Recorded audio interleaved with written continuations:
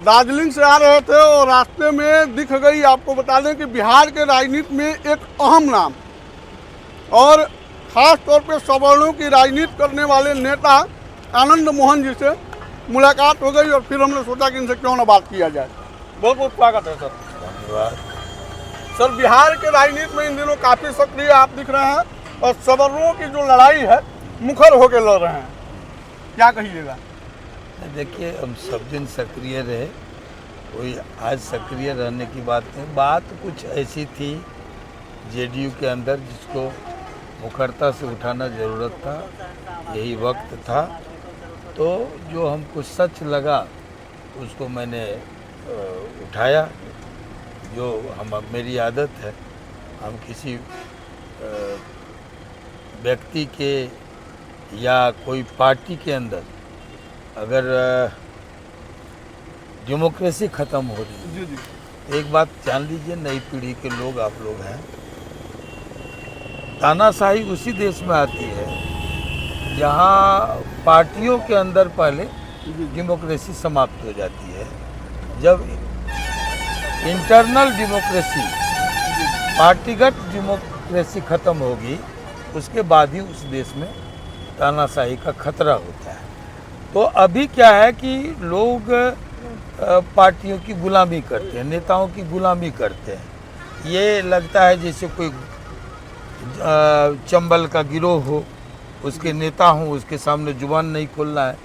और तो ये सब गलत परंपरा है। हम लोगों के पुरखों ने मुल्क की आज़ादी में तीन पीढ़ी के साथ लोगों ने कुर्बानी दी और तब देश में लोकतंत्र आया। तो हमारा तो फर्ज बनता है ना कि समय रहते हम लोग लोकतंत्र पर जो भी खतरा मंडराता है पार्टी के अनुशासन के नाम पर, तो उसको मुखरता से उठाया जाए, यही बात है। और सर, कई बार आप सत्ता पक्ष के शिकार भी हुए हैं, लेकिन उसके बावजूद भी आपने कभी दबाव की राजनीति नहीं की, आपने प्रभाव की राजनीति की है। ये कहाँ से आपने सीखा है? देखिए, तो हम लोग के खून में है ना। हमने कहा कि इस देश की आज़ादी के लिए हमारी 3 पीढ़ी के 7 पुरखों ने कुर्बानियाँ दी। जी जी। मैं स्वयं, जिसको दूसरी आज़ादी कहते हैं लोग, जो जयप्रकाश नारायण के नेतृत्व में लड़ी गई सन 74 में, उसके सेनानी रही, जिसमें नीतीश कुमार जी भी थे, जिसमें शिवानंद तिवारी भी थे, जिसमें लालू प्रसाद जी भी थे, जिसमें वशिष्ठ नारायण सिंह थे, वो आपको विजय कृष्ण जी थे, सुशील कुमार मोदी जी थे। उसी में हमारे जैसे लोग, महादेव विद्रोही, मैं, कुलानंद यादव अकेला, योगेंद्र भारती, हम लोग सब उसी आंदोलन के की उपज हैं। तो ये जिस व्यक्ति ने लोकनायक जयप्रकाश के हाथ से पहली बार ककहरा मैंने वो धरा हो, क्या कहते हैं उसको, और जो राजनीति का जिसका गुरु जयप्रकाश नारायण हो, जिनसे हमने राजनीति सीखी, उन्होंने तो साफ कहा, सच कहना अगर बगावत है तो समझो हम भी बागी है। उन्होंने कहा कि भाई इंटरनल डेमोक्रेसी पार्टियों के अंदर समाप्त नहीं होनी चाहिए, देश में इससे तानाशाही का खतरा आ जाता है।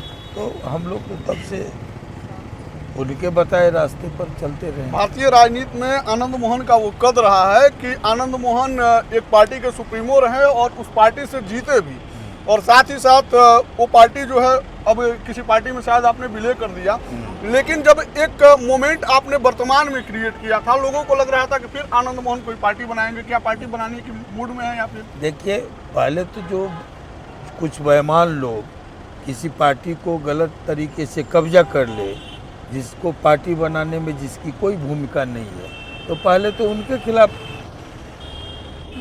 और पार्टी के जहां मैं अभी हूं खड़ा, वहां 99% लोग इस भावना के हैं कि वहां गलत हो रहा है।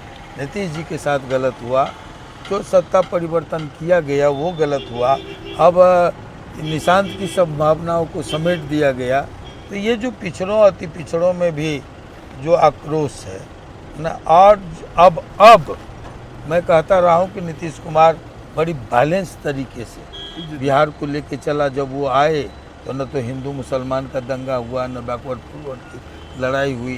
तो अब लोग समझेंगे नीतीश कुमार का अर्थ, खास करके सवर्ण और मुस्लिम, कि किस तरह से वो बैलेंस करके ले चले राजनीति, है ना।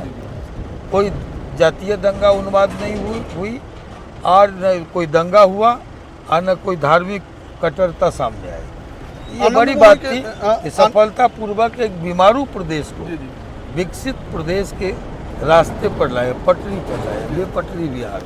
ये तो सब मानेंगे कि जितना विकास हुआ पिछले 20 वर्ष में वो इसलिए हुआ कि सामाजिक अमन था, शांति थी। अच्छा, ये आनंद मोहन जी के राजनीति का उपज कहा जाए या फिर राजनीतिक उत्तराधिकारी कहा जाए चेतन आनंद जी को, वो भी काफ़ी मुखरता से आप ही के मतलब बढ़ाए कदम पे मतलब उसको और आगे लेकर जा रहे हैं। क्या संभावनाएं दिखती है अपने बेटे में? देखिए, शेर के बच्चे को शिकार करना नहीं सिखाया जाता है ना। वो ज़रूरत पड़ी तो सब प्रतिभा सामने आ जाएगी। तो इसलिए वो जो हम लोग के परोक्ष में लवली आनंद ने जिस तरह से परवरिश की, वेलहम बॉयज़ में से पास आउट है, जो टॉप 10 में लगातार दूसरे तीसरे नंबर पर पहले नंबर पर रहा, तीसरे से नीचे नहीं गिरा। कॉलेज जहाँ से हुआ उसकी शिक्षा हुई कॉलेज की, वो सिम्बायसिस पुणे है, तो ये इसलिए वो भी टॉप 10 में शुमार है। तो जो परवरिश उसको मिली, जो संस्कार मिला, मैं समझता हूँ कि उस लाइन पर आगे बढ़ेगा। अच्छा, जैसे कि आनंद मोहन जी का जो मूवमेंट रहा है हमेशा से, ठीक है, न्याय के पक्ष में रहा है, सवर्णों के पक्ष में रहा है, दलितों के भी पक्ष में रहा है, लेकिन ये जो मूवमेंट है कई लोग जो हैं इसको दूसरे नज़रिए से देख रहे हैं कि आनंद मोहन जी जो हैं अपने राजनीतिक फायदा के लिए, अपने बच्चों का भविष्य तलाशने के लिए ये सारी चीज़ें कर रहे हैं। जैसे कि थैला वाला आपका बयान काफ़ी वायरल हुआ था। बच्चों का भविष्य जो है, आनंद मोहन कहाँ थे? जेल में थे। जैसे एक आपके साथी ने कहा, विनय दुबे जी ने, कि हम लोग थे चुनाव में भैया के साथ, तो उस समय आनंद मोहन कहाँ थे? जेल में थे। तो परिवारवाद उसको कहते हैं जब अपने अकलोल बकलोल ढकलोल संतति को सत्ता, पावर, पैसा के दम पर किसी को थोप दिया जाता है। हमने किसी को थोपा नहीं। हमारी जो संघर्ष की विरासत है, हमारी विरासत क्या? हम तो फांसी से लौटे, जेल गए, हमारे दादाजी जेल गए, 6 बार जेल गए आज़ादी के आंदोलन में, हमारे बड़े बाबूजी जेल गए, पिताजी को नाबालिग होने के कारण छोड़ा गया, लेकिन वो भी सेनानी थे स्वतंत्रता के। तो हमारी विरासत तो लाठी गोली जेल संघर्ष है। उसमें से कोई हमारी विरासत को लेके आगे बढ़ता है और वो सफल हो जाता है। तो आनंद मोहन जेल में थे, तब चेतन आनंद सामने आए, जीते। तो हम थोपे नहीं है किसी को। और जब सरकार संकट में थी और मामला आया, कोई बोल दिया, चिढ़ाया, या मना बिना वक्त की सहनाई जिसको कहते हैं, छेड़ दिया, तब अपने ही पार्टी के एक सांसद के खिलाफ, जो उस समय सत्ता के सर्वोच्च पर था, शीर्ष के लीडरशिप के साथ खड़ा था, उसके बयान पर उसने आपत्ति की इसी तरह कि भाई आप समाज को गाली दे करके हम गुलामी आपका नहीं स्वीकारेंगे।